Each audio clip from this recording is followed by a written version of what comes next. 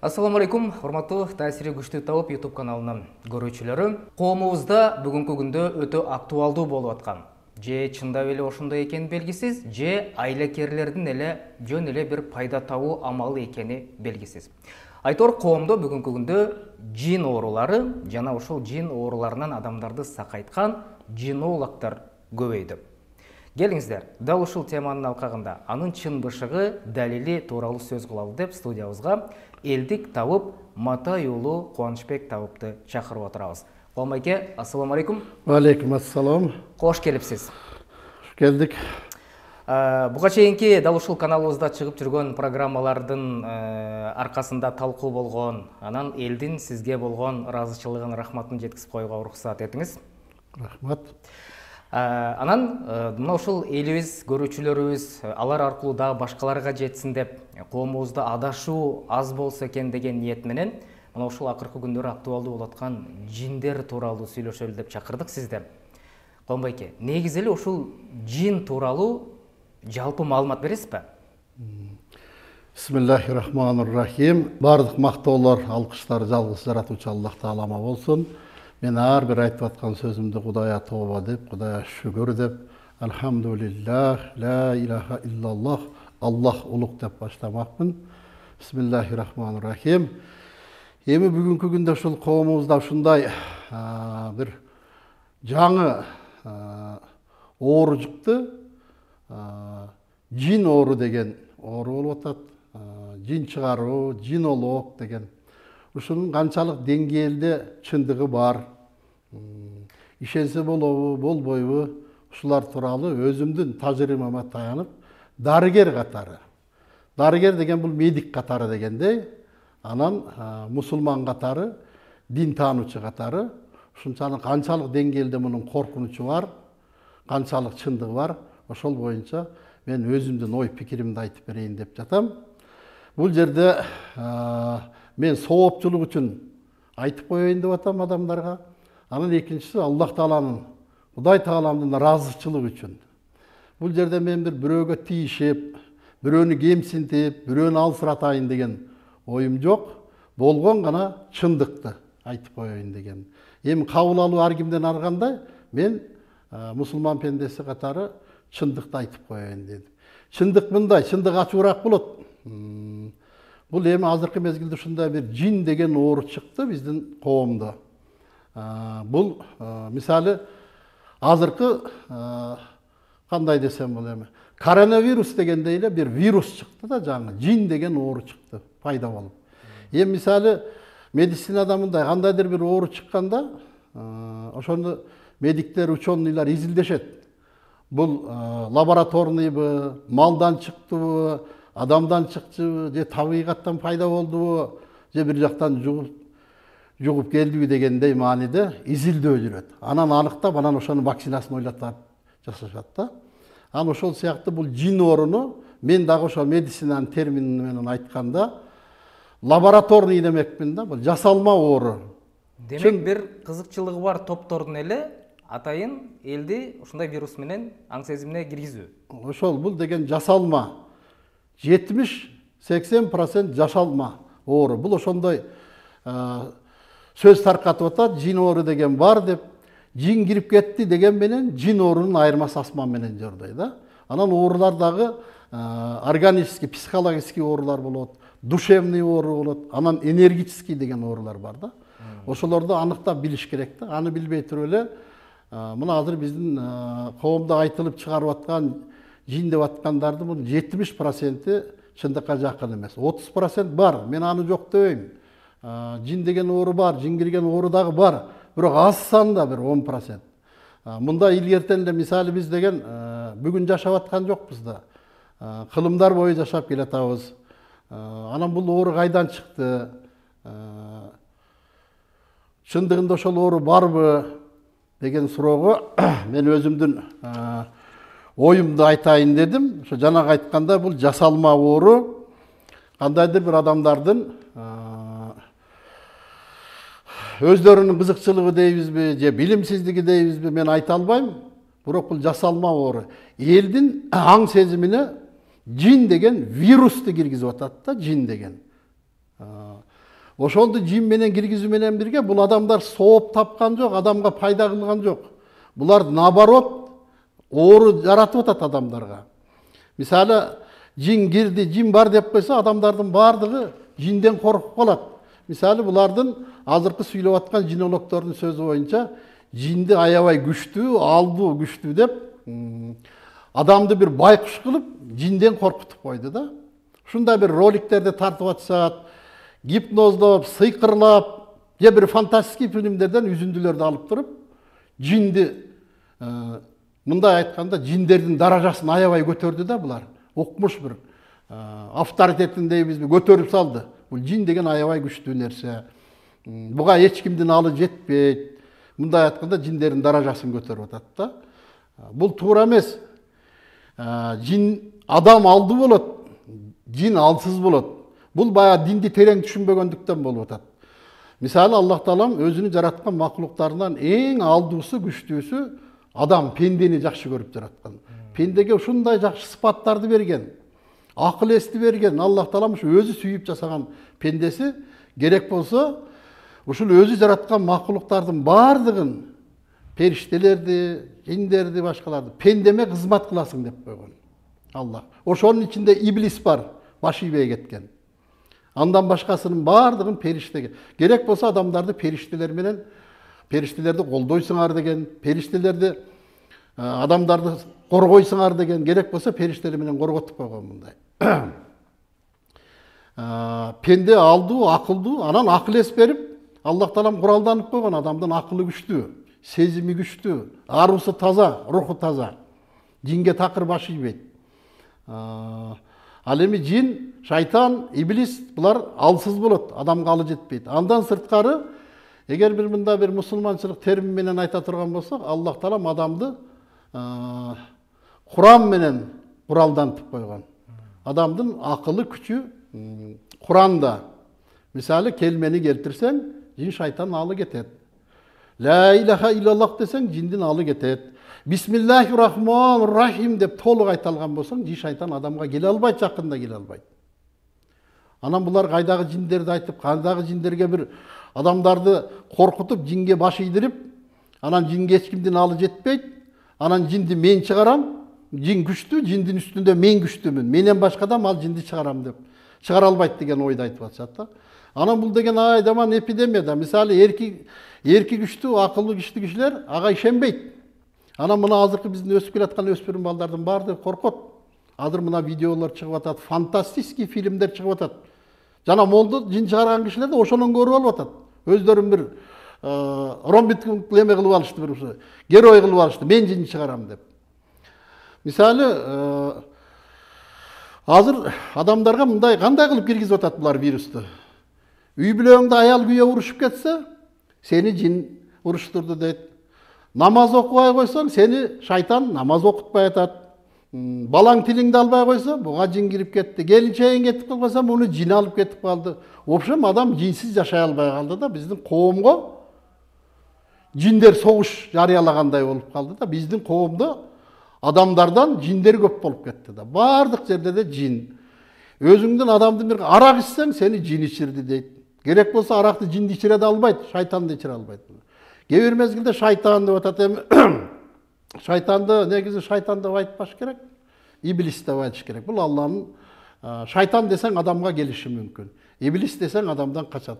Аллах Таалам ушу тил менен, акыл менен адамды куралдантып койгон да, ошо жиндерден коргонуш үчүн.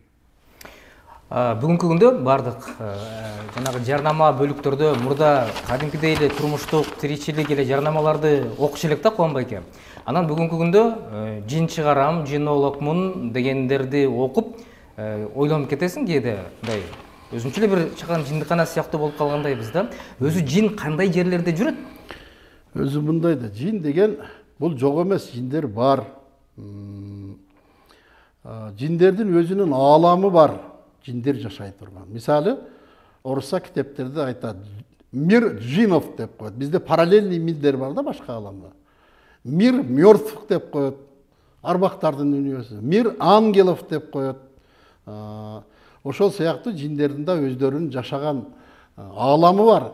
Алар бизге келбейт, алар биз менен кошо жашабайт.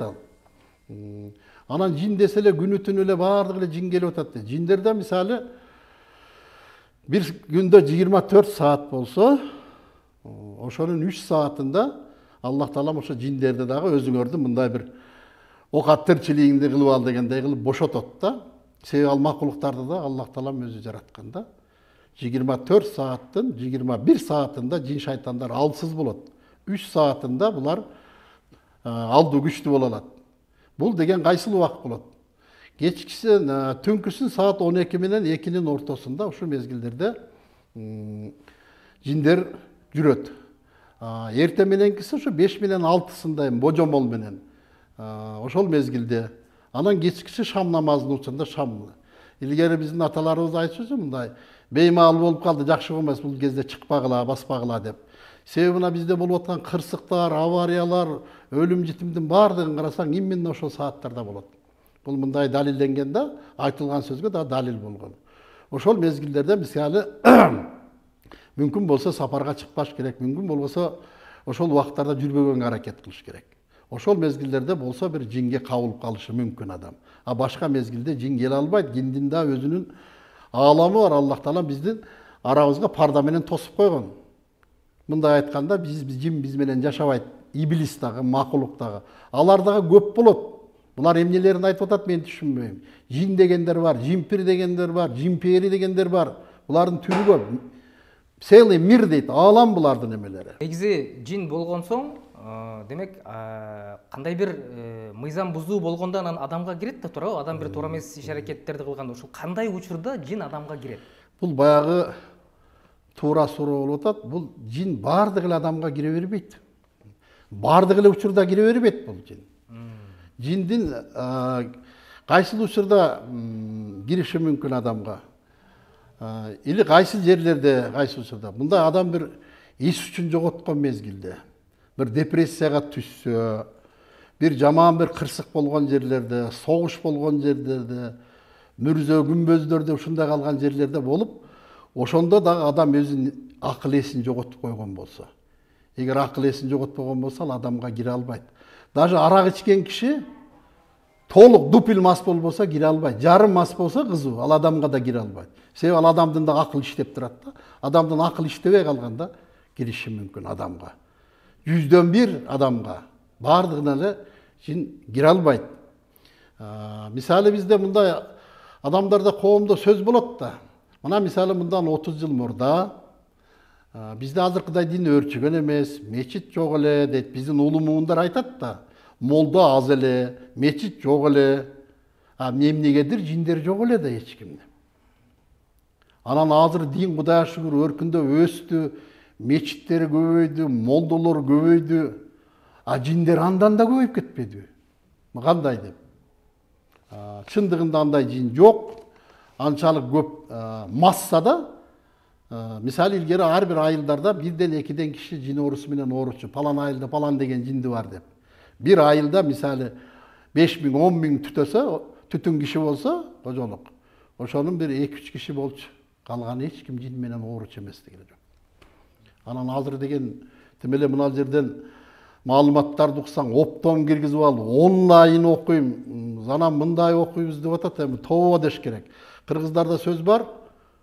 Ойнап сүйлөсөң дагы, ойлоп сүйлө деш керек да. Эгер сен чыгып эле сүйлөп атсаң эле элдин баары сага ишенип атат, сени кабыл алып атат деп ойлобу. Эгер сен өзүңдү акылдуумун десең, сенден 2 эсе акылдуу адамдар бар. Бир кыргыз элимдин, кыргыз улутумдун бир жакшы жагы бар, сыпаты бар. Мумун болот. Кыргыздын атчысы кеч келет.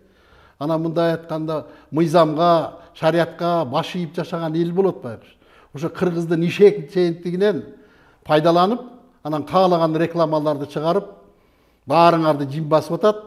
100% жин кирди дегендер бар экен. Унун баары жалган. Эгер ким макул эмесмин десе, мен далилдеп берем. Жин кандай адамдарга кирет, кайсыл учурда кирет. Анан бул коом бузулганда, bir мамлекет бузулуп кетсе, элдин пейили бузулуп. Ошол коомго жин келиши мүмкүн да. Анан мен ушул биздин коомдо Кудайга шүгүр жин жок деп мен далил деп айтып бере алам.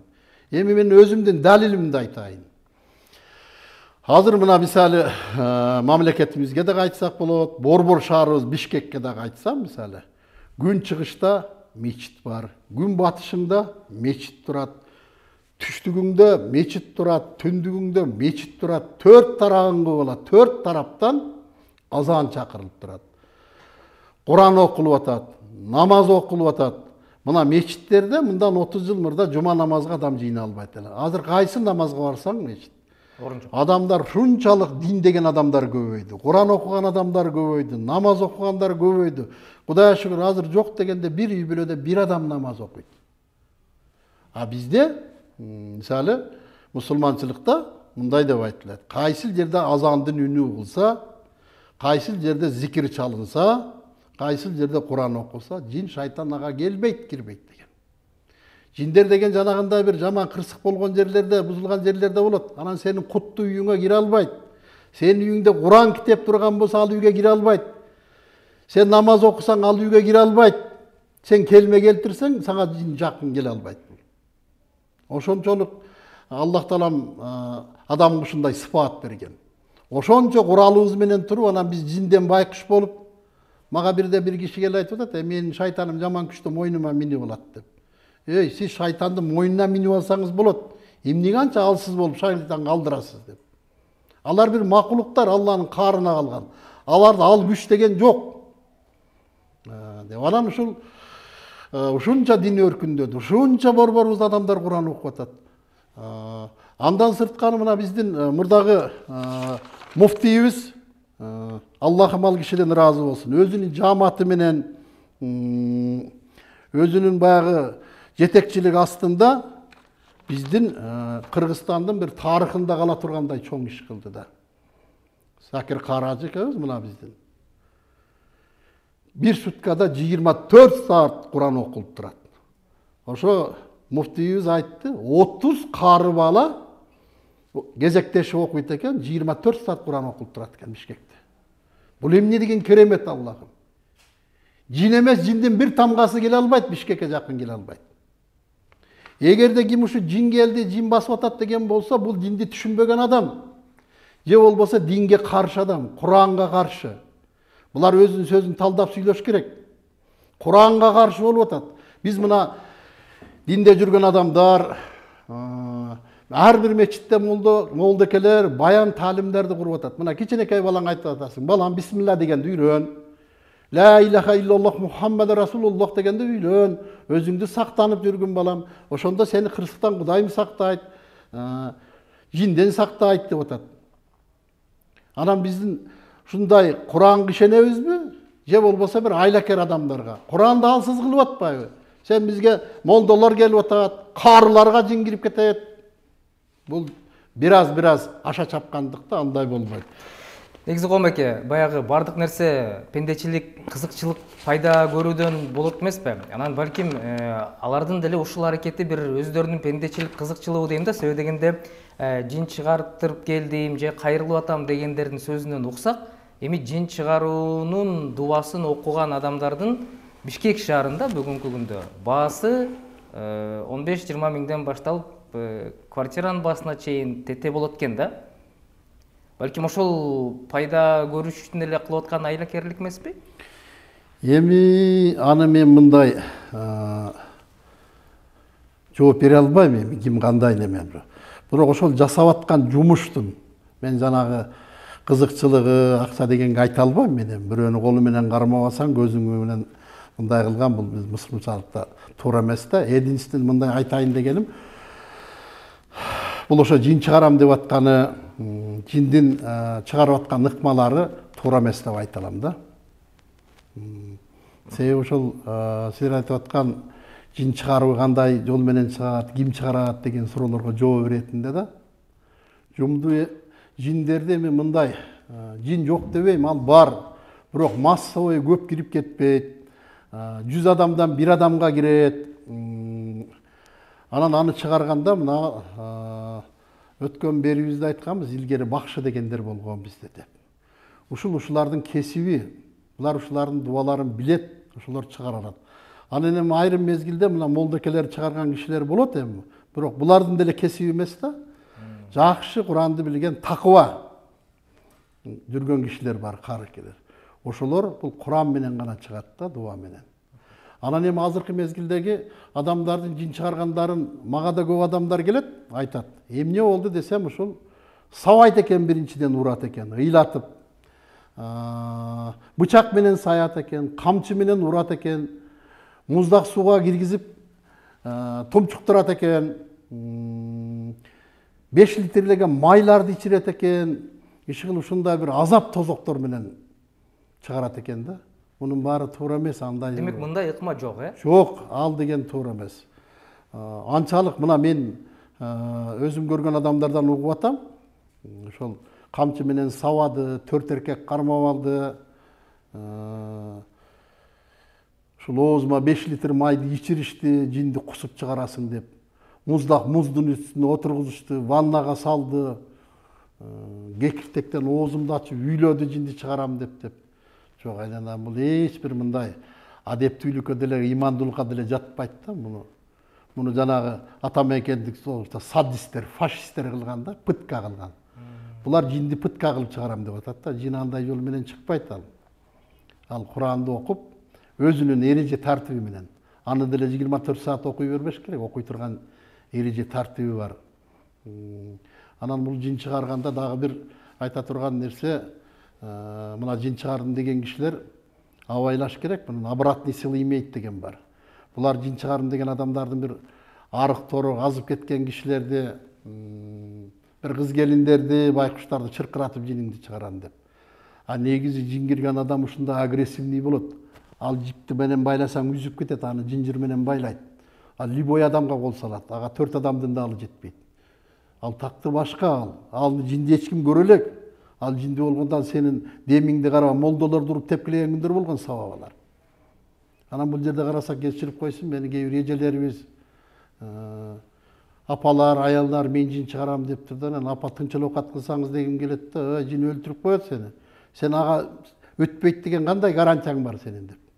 Анын коргонгон өзүнүн сыры бар. Кишилик эрежеси бар да мунун.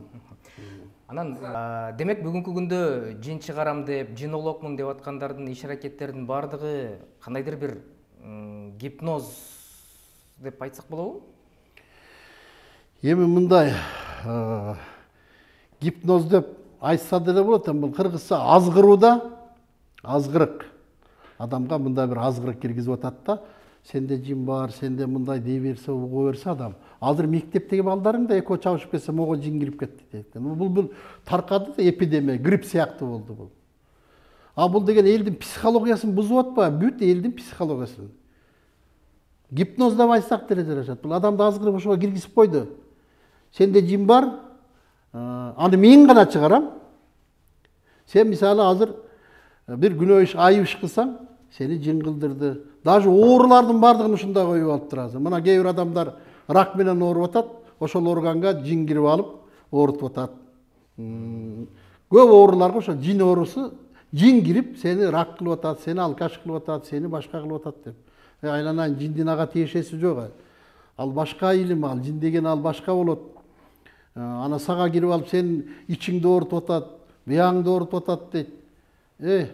Эгерде сенин ичиңе жин кире алса, ал эмне кылат сенин ичиңди, башыңды оорутуп, жүрөгүңдү эле сууруп албайбы мыяка? Эмне кылат анда?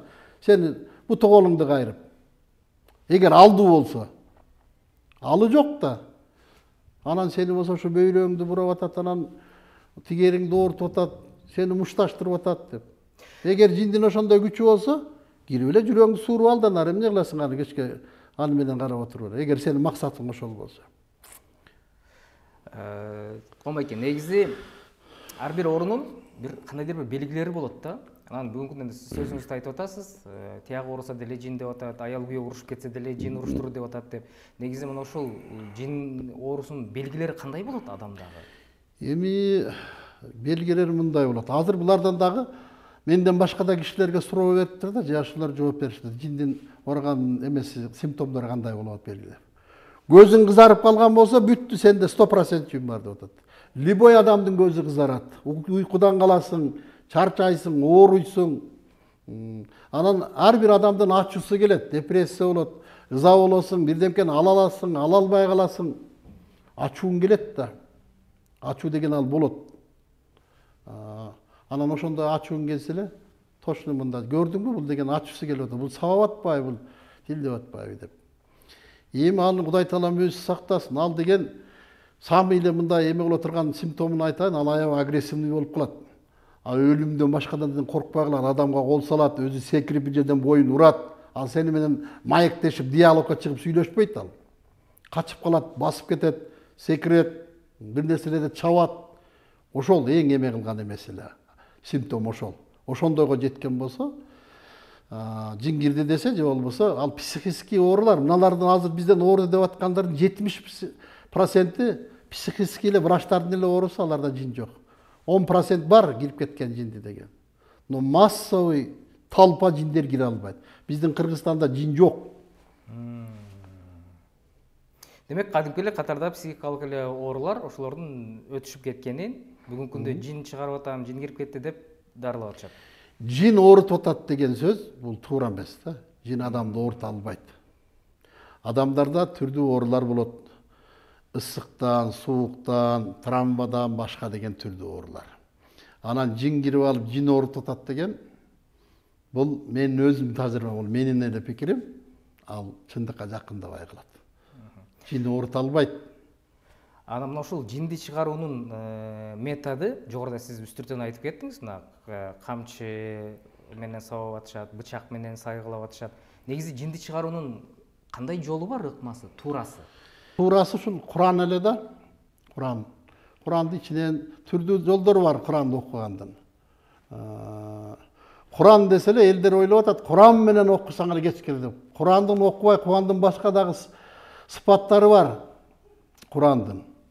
Курана лечение деп атат азыр. Десе ойлоптур, баары эле Курандарды окуй эле берсең эле деп. Куранда сүрөлөр, аяттар окулат, алардан башка да Курандын өзүнүн бир касиети бар, сыры бар. Мен аны айта албайм. Куран менен гана ошо ичинен, сыртынан окуп, өзүнүн бир жолу бар да, эрежеси. Мындай айтканда, Куран менен гана чыга турган нерсе бул ошол дарысы эле. Жинди Куран менен өзүнүн эреже тартиби бар. Мындай айтканда, анын дарысы Куран эле да, башка дарысы жок. Бардык нерсени, Куланбек, кандай оору болбосун, ошону дарылаганга караганда алдын алган жеңилирээк болот эмеспи?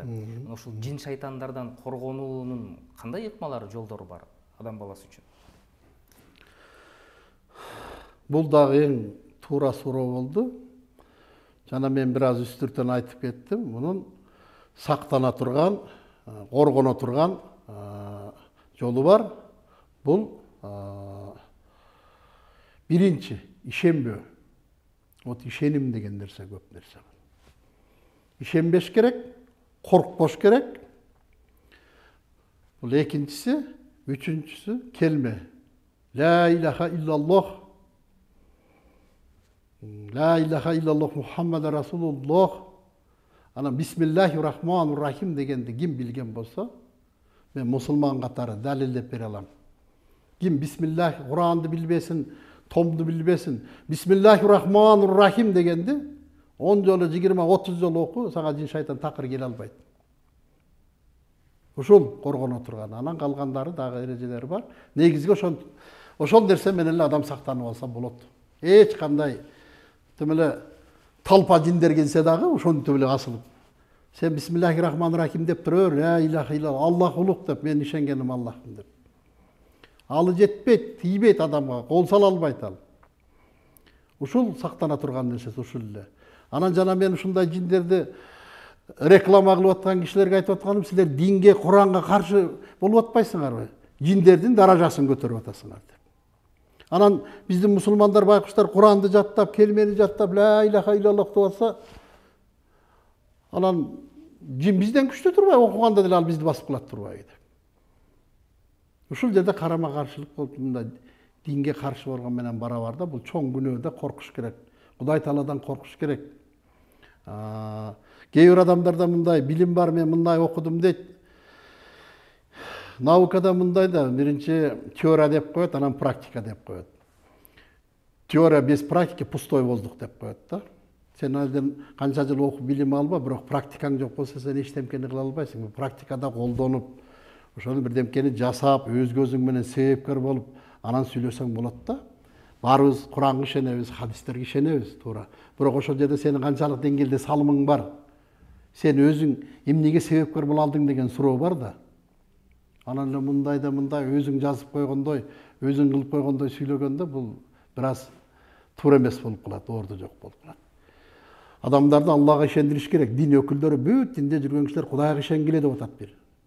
Анан ислам динине Куранга ишенгиле деп атат. Эч нерседен коркпой жашагыла деп. Эгерде Кудай Тааланын мыйзамы менен жашаган болсоң, сага бир да коркунуч жок. Барар жериң бейиш деп атат. Эгерде Кудай Тааланын ишенбей динден каршы болсоң, анда барар жериң тозок деп атат, абайлагын деп. Колум аке, ушул сиз айтып аткан нерселердин баардыгын дагы бир жолу көрөрмандарга тастыктоо далилдөө иретинде кайталап айталы. Демек, адам баласынын жашоосунда бүгүнкү күндө, анын ичинде Кыргызстанда жин жок экен да. Жин жок, анчалык деңгээлде жок бул, сейрек болот. Биздин Кудайга шүгүр коомубуз таза, элибиздин пейили таза, баардыгы Кудай деп жашап жатат. Мындан жакшы үмүт кылса болот, бизде андайлар жок. Алар коом бузулуп, согуш болуп, эл жарылып бузулган жерде жин келди каптады десе болот да. А биздин коомдо Кудайга шүгүр тобо дейм. Биздин коомдо массовый талпа келип согуш кылып жарыялаган жиндер жок да. Азыркы жинологдордун ыкмасы боюнча, сөзү боюнча мындай кадимки эле ажатканаларга киргенде адамга жин кирип кетет деп айтып атышпайбы? Демек бул дагы туура эмес. Жок. Жин өзү кандай жерлерде болбойт? Мен мындай деп кыска жыйынтыктап айтайын. Биздин баягы жарандарга, бир туугандарга түшүнүктүү болуш үчүн мен эми Кудайга тобо дейм, мусулманмын, кыргызмын, бирок мен деген башка бөтөн элдерди дагы биздин динге чакырып жүргөн кишимин. Өткөн берүүбүздө айттым. Бул мен деген сөз жок, Алла деген гана сөз бар. Мен бир пендемин, мусулман. Мен орус улутундагы, немис улутундагы, кореец, керек болсо кытайларды биздин ислам динин кабыл алганга себепкер боло алдым. Себеби мен Куранды далилдеп бере алдым. Такой мощный сила имеет деп. Мындан сен Куран окусаң эле баары жакшы болот. Келме билсең эле болот деп. Ошолор ичинде айрымдар болду. Мен бир Кытай жигиттин эмесин айтып коеюн эми. Я самый счастливый человек в мире встретил вас, стал мусульманином деп. Мен дүйнөдө эң бактылуу адаммын деп. Кытай. Анан ошону баягы Кытайды ошончолук деңгээлге ишендириш үчүн кандай деген далилдер керек болду мен. Мен ал жигиттин Пекинден алып келген бир нервтен ооруган баласын дарылап берген, неизлечимый деген. Ошол айыккандан 6 жылдан кийин келип рахматын айтып, ислам динин кабыл алып кетти. Мен мусулман болдум деп. 84-жылкы жигит экен, сүннөткө отуруп барып мусулман болуп кетти. Мен өзүм шакат келтирип, өзүмдүн үйүмдө динди кабыл алганга себепкер боло алдым мен. Ошондой мусулман таза болуп туруп анан биз бир кандайдыр бир макулуктан коркуп жашасак, кандай жерде болбойт дегенде мындай мен ишенимдүү далил менен айтып бере алам мындай. Кайсыл үйдө Куран китеп болсо, ал үйгө жин кирбейт. Кайсыл үйдө Куран окулса, ал үйгө жин кире албайт. Кайсыл жерде келме окулса, же намаз окуган адам болсо, бул үйгө шайтан жин үчүн ал үйдүн эшиги жабык. Мен буну мындай далил менен айтып бере алам мен. Кудайга шүгүр, Аллахым бар, динибиз бар. Биз жинден коркпойбуз. Ошон үчүн айтайын дегеним, жинден коркпой жашагыла. Жин деген жок, такыр эле, алсыз бир байкуш. Эми ушул айтылган сөздөрдүн баардыгы сиздин практикалык ишиңиздин негизинде келип чыгып атат да. Эми сиздин ишмердүүлүгүңүзгө өтөлүк, Колум аке. Сиздин практикада мына ушул жин оорулар менен бирөөлөр жин деп диагноз коюп берип, анан сизге келип ошол нерсе аныкталып, четке кагылган учурлар болгонбу? Эми практикада көп эле болду. Мен мунун баарын кайдан айтып атам, эмнеге таянып айтып атам. Мен булардын баарын көрдүм да. Анан бул жерде мен айтып коем, мен только жинолог эмесмин да, жин чыгаруучу эмес. Мен медикмин деп атам, дарыгермин. Дарыгер болгондон ар бир оорунун себебин изилдейсиң да. Эми мен ушу жинге киргендерден бир 2 окуяны айтып берейин. Мен ар бир айтып аткан сөзүмө Кудайга тобо дейм. Мен ар бир нерсени айтсам, ошону далили менен болгон гана нерсени айтам. Кээде айтам, муну окуганмын, муну хадистен укканмын, муну чоң аталардан укканмын, муну көрдүм, муну мен болдум да. Бардыгын өз аты менен айтам мен. Мен өзүм практикамда азыр силер менен сүйлөшүп отурганда бир эки окуя келип атат. Жана жиндер кайерде болот, жана кайерде кирет дегенге. Мага илгери бир кызды алып келишкен, 4 жашар кыз экен. Ушул жана күмбөздөргө, мүрзөлөргө кирип кетиптир ойноп жашар. Ошол бир жарым суткадай ошо мүрзөлөрдү аралап ойноп жүргөн экен. Кийин ата-энеси алып келсе, кыйкырып өкүрүп ооруп калган экен. Мен келсем, ошол кызга ошондой жин жабышкан экен да. Мен ошону окуп тазалап бердим. Андан кийин бир орус кыз болду менин практикамда 18 жашта. Бул кызга да жин кирип кеткен экен. Буга кандай болду десе, бул кыз эми түнүндөсү достору менен сүйлөшүп отуруп, анан кийин ким эмнеден коркот, тигинден коркот деп бир өздөрүнчө бир тамаша ретинде бирдемкени айтышып, анан ал кыз айтат, мен эчтемкеден коркпойм деп. Анан коркпосоң мына мүрзөлөргө кирип чыкчы десе, не только кирет, мен керек болсо мүрзөдөн күмбөзгө секирип ойнай алам деп. Анан ошонун барып анан бир ачык мүрзөлөрдүн үстүнө секирип, видите, какая сильная, не боюсь деп. Ошондой кылып бир жаман нерселерди жасаган экен. Ошондой адамдар бар экен, коркпой. Түнү менен барып алып, мүрзөлөрдүн үстүнө секирип ойноп.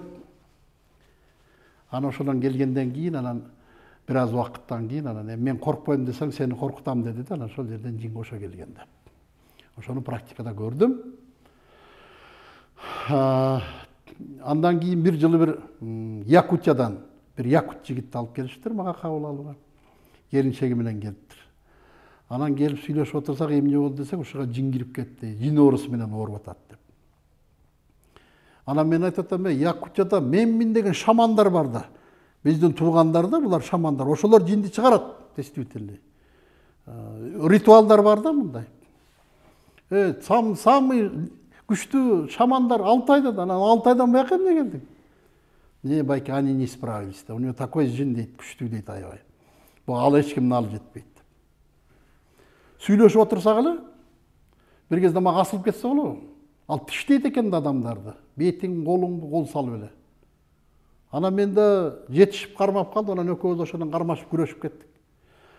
Бир жакшы жери бар экен, келинчегине тийбейт экен. Өзүнүн памятин жоготуп коет экен да. Келинчегине урбайт экен, башка кишилерди сабап салат экен да. Байке, буга 4 кишинин да алы жетпет. Начылса, байке, извините, буга жин кирди, бул азыр эч ким кармай албайт муну деп. Тем эле келинчеги ушундай чуркап ортобуздан тосуп ажыратат, ал болбой мага асылып атат. Анан айттым, карындаш, ты не беспокойся, коркпо. У нас тоже силы имеется. Анан экөөбүз бир 20 мүнөттөй кармаштык да. Ал ошо тиштеп сала жаздады да бет башым бар. Экөөбүз ушундай кармашып, акыры ушу эки колунан силкип отурбуздум. Отурганда анан, Марат, эмне тиштеп атасың? Марат деген жигит экен десем. Когда это дейт? Азыр мен тиштеп жепсең? Извини, байке, опять болду да, я ничего не помню, мага жин киргенде эчтемкени билбейм. Анан бизден дарыланды. Эми бул мындай жин кирип кетти эмес да, бул диагнозу жин кирди болуп атат. Сөзү психический нервтен болгон экен. Мен ошого каршы дары бердим. Бизден 2 дозада дары бердим. Ошондон кийин жакшы болуп, бирден бир жерге жумушка кирип, айлыгын алып, анан семьясы менен Алтайга кетти. Тосы жин жок экен да. Анан ошон үчүн баягы психический ооруларды жинге салыштыра бербеш керек да, жин деген ал башка да. Анан ушундай мен практикамда болду. Анан эми ошолорду көргөндөн, билгенден кийин бир соопчулук үчүн айтып коеюн деген гана сөз да. Бул жерде мен деген сөз, анан мен деген жокмун. Мен мынакай эл катарлуу кишимин мындай да. Просто менин кесибим ушу азыркы мезгилде биздин мекендештерге мен өткөн берүүбүздө айттык, эмне себептен силерге келдим деген. Ушул эки нерсе мени келтиргенге айрга сызылды. Бирөө ширк дегендер менин улутумду тебелеп атат деп. Экинчиси мына жинологдор. Мага күндө кишилер келет, байке, мына кече эле бир кыз келди. 2006 экен. Байке со мной тең ходит. Он меня трогает, он меня слават от минута до чомлет. Ай, кызым, жок ал. Сен откуда неме кылдың? Анан булар каяктан пайда болуп атат? Азыр деген мында чек жок болуп атпайбы? Роликтер чыгып атат, фантастический фильм деп атат кинолор, укмуш, ужас. Бул жок нерсе да фантастика деген. Биздин жаштар ошо фантастиканы кабыл алып алып, анан ар жагынан жана биздин кичине кишилер жардам берип коюп атат, реклама кылып. Я подтверждаю, жин есть деп. Анан биздин балдардын баары жаман болуп атат да, келечеги жаман да булардын. Ошого ишенип, анан ошондой көрүп атышат, Ошону көрүп эле. Внушение деген бар мында. Самовнушение деген бар. Мен айтып атпаймынбы, ушу азыркы биздин жин келип кетти дегендердин 70-80% психический оорулар, нервтен. Муну шайт этип алды, мындай ушундай түрлөрү. Булар дары менен эле айыга турган оорулар. Буларга жакшы психологдор керек. Жинолог эмес, психологдор. Анан жакшы медикаменттер менен айыктырса болот. Анан ичинде бир 20% болот эми, аларды жок дебейм. Бар. Аларды мисалы жинологдор чыгара берсин. Мен алардан талашкан жокмун, аны жок. Бирок уят болот да, анан бирөөлөр айтпайбы, город колдунов Кыргызстанда. Уят, мындай. Кыргыздар айтып коет го эми, ойноп сүйлөсөң да ойлоп сүйлө деп. Комеке, ар бир программада маекте мына ошонун далили болгон сиздин табыпчылык кесиптен практика жүзүндө болгон ыраазычылык каттар жөнүндө сөз кылабыз. Көрөрмандарыбыз да ошол нерсеге көңүл калды. Эми бүгүнкү сөз кылып аткан жин оорулары жөнүндө дагы бир далил болсун. Таасири күчтүү табып китебинде Нурила деген кыздын ыраазычылык каты бар экен. Мына ошол Нурила деген кызга баш ооруч экен аябай. Анан врачтар невроз деп диагноз койсо, молдолор сыйкырдууба бар, анан жин бар деп диагнозун коюшкан экен. Анын аркасында биздеги болгон молдолордун баарын окутуп чыгыптыр. Эч шыпа болбой Малайзияга чейин барып келген экен, умрага барып келген экен ошол илдеттин айына. Анан сизге келип айыгып ыраазычылык катын жазган экен. Азыр ошол Нуриланын ыраазычылык катын көрөрмандар менен бирге көрөлү. Андан кийин сиздин пикирди угалы. Саламатсыздарбы? Мен атым Нурила, жашым 34. Мен Кубанычбек Таапка 2017 жылы катуу башым ооруган себепти келгенмин. Айта кетейин деген нерсем, эмне үчүн бул жака келип калдым? Себеби 2010 жылдан бери мен аябай катуу башым ооруган себеп биз ата-энем болуп, мен өзүм айтып больницага көрүнөбүз. Врачтар мага туура эмес диагноздон койгондумбу, биз дарыланып баштаганбыз, бирок ал жерден эч кандай мага таасир болгон жок, ден соолугум бара-бара кайра жаман болуп баштады. Катуу уколдордон алгандан мен башым ооруганы андан бетер күчөйгөн. Биз акыры кеңешип, апамдар аркылуу, атам аркылуу болуп, может кыргызчылыктан көрөбүз, молдолорго барып дем салдырып көрөбүз деп айткандан биз бир жыл бою молдолор аркылуу дем салдырып баштаган. Молдолор мага кандай диагноз коет? Алар биринчиден эле сыйкыр бар экен деп, анан кийин 3 тамга кирип кеткен деп, мени 1 жыл бою, 2 жыл бою деп айтсам деле болот, тынбай дем салдырабыз. Бир эле молдого эмес, биз мына Бишкекте болгон ар бир молдолорго кайрылып көрдүк. Андан сырткары Ош тараптан, Баткен тараптан да кайрылып көрдүк, бирок алар менден эч кандай жинди тап чыгара алган жок. Биз молдолордон дагы, врачтардан дагы эч кандай таасирди көрбөгөндөн соң Малайзияга барып келебиз. 15 күндөй жүрдүм Малайзияда. Алардын өзүнүн бир тартибинче дарылоо методдору менен дарылап көрөт. Аябай башкача методдор болот экен. Ал методдон дагы мени ден соолугум обратно кайрадан эле жаман боло баштады. Мен кыйналдым аябай, башым ооруганы күчөйдү. Андан сырткары ден соолугум начарлагандан кийин биз умрага барабыз. Умрада дагы мага сыйкыр бар экен деп диагноз коюшуп, ал жактан дагы биз аракет кылдык. Биз аябай чоң үмүт кылганбыз. Аллах Таала да себеп кылып ал жактан мен ден соолугум жакшы болуп калар деген үмүт менен барганбыз. Бирок ал жактан дагы эч кандай жылуу болбоду. Ал жактан келип, Кыргызстанга келип, мен эжем аркылуу, эжеме Аллах Таала жүрөгүнө салганбы, бу Кубанычбек Таапты издеп таап интернет аркылуу. Ошентип биз Кубанычбек Таапка келип 2017 жылы приемга кабыл алат бизди, киребиз. Ошол жерде мен Таапка болгон нерсенин баарын айтып беремин. Кантип ооруганымды, жана врачтар кандай диагноз коюп бергенин, молдолор кандай дегенин, Малайзияга барып, жана умрага барып келген баарын айтып беремин. Врачтар мага невроз деп койгон айттым. Молдолор сенде 3 тамга бар экен деген айттым. Ошол айткандан кийин табып мен тамырымды кармап көрүп, ооба, кызым, сенин башың ооруганы үчүн, жүрөгүң ооруганы үчүн, бирок сенде эч кандай 3 тамга жок. Чыгара албаганын себеби көрсө менде жин болгон эмес экен. Ошентип айтат, кызым, буюрса сен жакшы болуп кетесиң деп мени дарылоого кабыл алышат.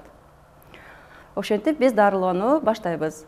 дарылоо 1 жыл бою болот. 1 жыл ичинде айткан өзүнүн дарыларын иштем, өзүнүн дарылоосун баштады. Ошентип мен бара-бара өзүмдүн ден соолугумда жакшы болгонун байкай баштадым.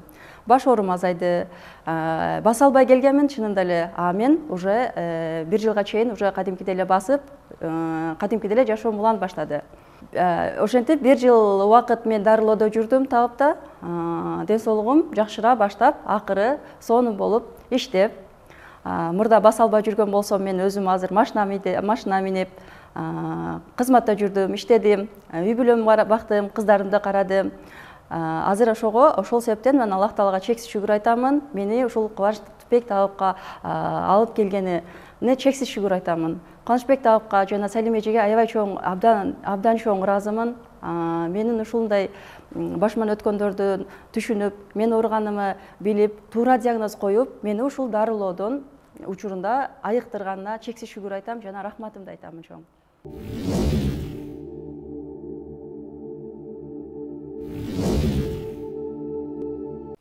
Мен эми ар бир айтып аткан сөзүмө Кудайга тобо дейм. Бул менден эмес, Алладан.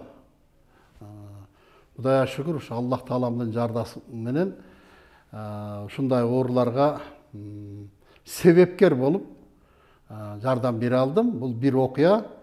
Биз бүгүнкү ушул жанагы жиндер боюнча, жин оорулар боюнча айтып атканга бул далил катары.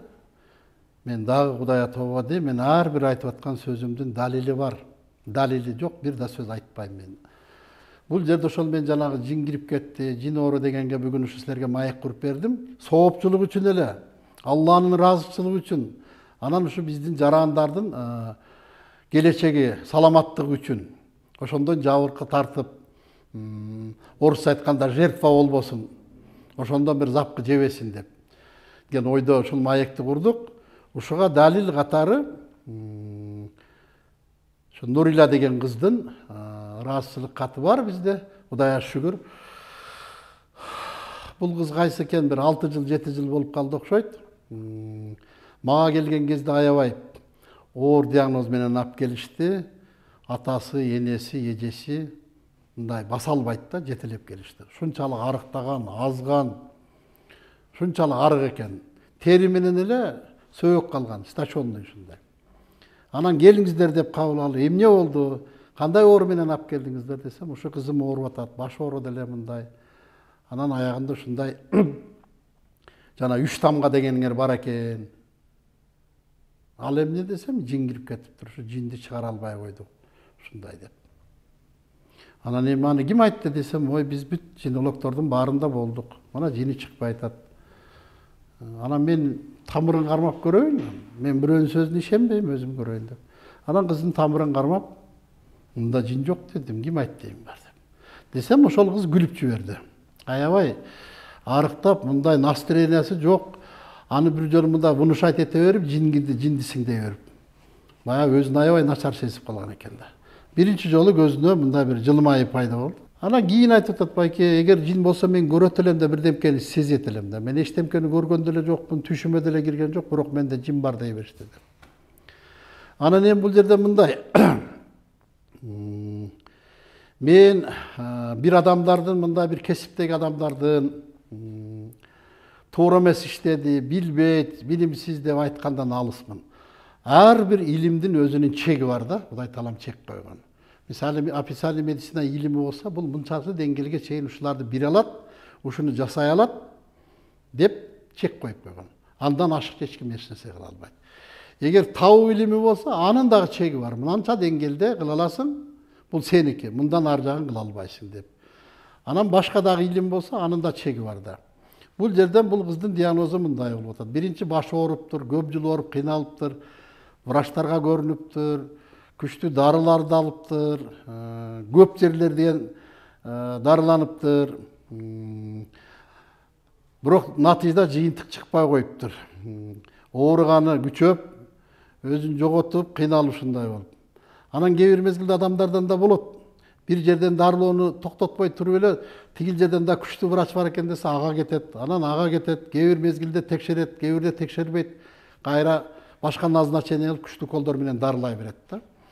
Кыскасы бул медицинада, официальный медицинада аягында бул кыз айыкпай калды, неврор психический айнып калды, нерв оорусунан ооруп калды деп, анан ошол психологический демеге диспансерге ошол жака алып барып жаткызышат мына. Укол берет, 2 күн укол бергенде кыз жүрөгүм көтөрө албай атат деп качып чыгып кетет. Мен жатпайм деп баш тартат. Мен башка врачтарга көрүнбөй болду деп. Бул жерден мен врачтарды билбей калды, андай дегенден алыспын. Просто диагноз туура эмес болуп атат да. Анан бул жерде мындай күчтүү уколдорду, дарыларды иче берип, бере берип, врачтын бергени бар, өзүнүн тандап ичкен уколдору бар, дарылары. Иши кылып бул кызда передозировка болуп кеткен да, медикаменттен передозировка болгон. Ашыкча укол, ашыкча дары. Анан мунун эмеси көтөрө албай калган дейин солго. Анан ошондо передозировка болгондо немеде галлюцинация деп коет. Өзүн жоготуп, ар кайсыны сүйлөй баштаган. Тигил кийим, бул кийим, атасын, энесин таана. Десен, бул кыз бирдемке болду окшойт, молдого окутайлы деп молдого алып барса, ал молдо көрүп, мында 3 тамга барбы, жинди сүйлөтүп атпайбы деп, анан алар кабыл алып, анан 2 жылга чейин жинологдордун, молдолордун дарысына барат. Мен аларды билбейт, жаман деп айтпадым, өз билген дуаларын окушту, дем салышты. Бир эмес бир ондогон молдолорго, тиягы Баткен, биягы бүт Кыргызстанда менмин деген 10 молдого дейт. Анан жыйынтык болбой, бул кыз кайра тырышып, талып ката баштаптыр мында организм. Андан кийин анан бул Кыргызстанда бул кыз жакшы болбой калды да, анан Малайзияда күчтүү жинологдор бар экен. Аларды мен мында угуп жүргөм, алар мындай чыбык менен дейт, нервдин ар бир точкасын урат экен дейт. Тим эле сыздатат экен дейт. Байлап алып туруп урат экен. Ошентип анан бир 15 күн уруп жинди чыгарам деп. Анан бул кыздан жин чыкпай коет да. Анан кайра келип Кыргызстанда дагы жинологдорго барат. Аларды байке десем болбой, ыйлатып, ооруп атат десем, ал жин ооруп атат. Жана мен сабайт деп болбойт дегендин баардык мындай бирөөнүн эмесин чукпайлай коюн. Иш кылып аябай келтек жедим ата дейт, мени коо эле сабады баардык дейт. Камчы менен урат дейт. Эми ата айтпай эле коюм, мен көргөн кордукту эч ким көрбөсүн деп. Жинди чыгарам деп уруп атат. Анан жин чыкпай коет. Анан эми Аллага бир зыярат кылайлы деп умрага барышат. Ал жактан да окутканбыз дейт, билбейм, эми умрадан дагы шифа болбоду дейт. Умрадан шифа болбой койгон менен Аллах таалам өзү жолун көргөзбөйт. Умрадан келгенде биздин дарекет түшүп калып атат да бул. Умрадан айыктыра албай койду, Аллах таалам себепкерди өзү буйруп койду да. Мен ошондой түшүндүм, мага келди. Анан айтсам, ата-энеси айтып атат, мына бул кызыбыздан Малайзиядан жинди чыгара албай койду, Бишкектен чыгара албай койду деп. Анан мен айтып атам, муну чыгара албайт да. Себеби бул кызда жин жок да. Анан кайсы жинди чыгарат? Бул просто дуадан дагы передозировка болгон. Ушуну эске алыш керек да, мен окуп дем салам, жин чыгарам деп атат. Дуа, Куран, бул дагы дары. Ашыкча окусаң зыян болот, адам жыгылат. Кем окусаң өзүнүн дозасы бар. 1000 жолу, 100 жолу дегендей. Анан 4 том молдо окуп алып окуйбуз, 4 сааттан, 8 сааттан окуйбуз дейт. Передозировка деген бар Куранда. Анан бул бир, экинчиси бул кызда жин жок болгон, бирок жинди сыйкырды чыгарам деп туруп, жалаң жиндин сыйкырдын дуасын окуп дем салып берген да. Таза адамга жиндин дуасын окусаң, ал точно жинди болот да кайра. Сыйкыр дуасы деп ар кандай түрдүү сыйкырлар, ошолордун кайтара турган дуалары бар. Ошону окуй берген. Кыз тим эле чемирилип, тоголонуп, булар ошончо кубана берген, биз жинди чыгарып атабыз. Жин мостик жасап атат. Жин эмес, кыздын өзүнүн организми чыдабай көтөрө албай калды да. Мында айтканда, Курандан, дуадан дагы буга ашыкча болуп кеткен, передозировка болгон. Анан ошол жыйынтыгында бул кыз только ушул жаман нерсеге жетип калган да. Анан мен тамырын кармап көрүп айланайын. Мында жин жок, Куранда ашыкча окутупсуңар, Курандын дагы чеги бар, окуй турган эмеси бар, эрежеси бар мунун мындай. Түрдүү сырлары бар мунун, окуганда эле бүт эле окуй эле берсең айыгы бербейт анын. Ал биринчиден диагноз менен окулуш керек. İçinden sırtından okulat degендер түрдүү жолдору бар мунун эрежелери. Анан иммунитет төмөн түшүп кеткен, арык, тамак ичпейт. Анан мен кайра тамырын кармап, тамагын кылдап, муну ичкен, мына жеген кызым. Сенде жин жок деп дарыладык, бизден 2 курс лечение алды. Кудайга шүгүр, 1 жылдай убакыт болду бизде. Эми 1 жыл мен аны караган жокмун. Келип кетип эле турат. 1 жыл десе 1 жыл менин үйүмдө жашады эмес ал. 1 жылда ашып барса 2 ай келгендир. 10 ай келген жок ал мага. Просто под наблюдением деп койду. Кудайга шүгүр сакайды, айыкты. Мурда өзү баса албай ата энеси жетелип көтөрүп келчи. Мен де кедеги жерден өзү көтөрө албай калчумун. Тырышып калат да. Азыр кыз төрөдү, үй бүлөсү бар. Машинаны жипти чаңын чыгарып айдап жүрөт. Bir жерде bir зам директор болуп фирмада руководитель болуп иштеп атат. Мына бул Кудай Тааланын кудуретинин күчү. Экинчи мына илимдин туура эмес диагноз менен бир кыз жөн эле жин оорусунан ооруп питно болмок. Тияка барсаң писиксиң, бияка болсаң жиндисиң деп. Бул писик дагы эмес, жинди дагы эмес да. Ошон үчүн өткөн берүүбүздө да айттым мен, бул диагноз важный. Сен сүйлөп атса эле адам, жаман сөздөрдү сүйлөп атса эле сразу эле жин деп кармап алат да. Адам ар кандай болот, депрессияда болгондо өзүнүн сөзүнө өзү жооп бере албай калат. Ал эми жин кирип кетти деген сөз эмес да. Мына ошого далил, Кудайга шүгүр, мына кызыбыз 5-6 жыл болуптур, азыр кайгы капасы жок. Мен булардын өзүм балдарымдай жакшы көрөм, кызым дейм, балам дейм айыккандарды. Мен ушулар менден кетсе да ушулар үчүн өмүр тилеп дуа кылып турам күнү түнү. Аллахым ушуларды сактаңыз. Өзүңүз өмүр бердиңиз, мен себепкермин ушулардын айыкканына деп. Ушундай оор жумуш, бул бир кыздын эле тагдыры болгон. Ана массовый жерде келип, массовыйлар менен иштеп аткандарды мен Аллахым аларды деле сактасын, мен айта албайм бул деген. Мына бир далил, бул чоң далил бул. Мен ошол жин дегенди жин эмес деп дарылап бердим ошол эле. Мен аларга доказать этип берейин дегеним жок. Мен просто оору деген кандай болот. Ошону Кудай Таала мага бир буйруп насип кылды, айыктыра алдым мен ошону.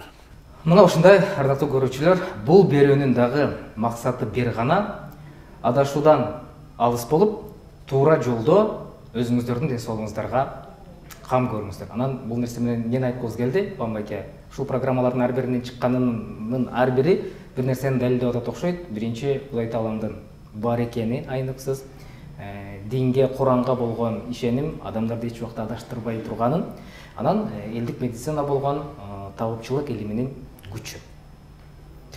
Ишиңизге ийгилик. Буюрса эл ыраазы болуп, Кудай ыраазы болуп, мындай адашуу жолдордо жүргөндөр буюрса ушул биздин программаларды маекти көрүп, туура жыйынтык чыгарып, адашпай калса, демек биз максатыбызга жеткен болобуз. Аллахым буйруп насип кылсын.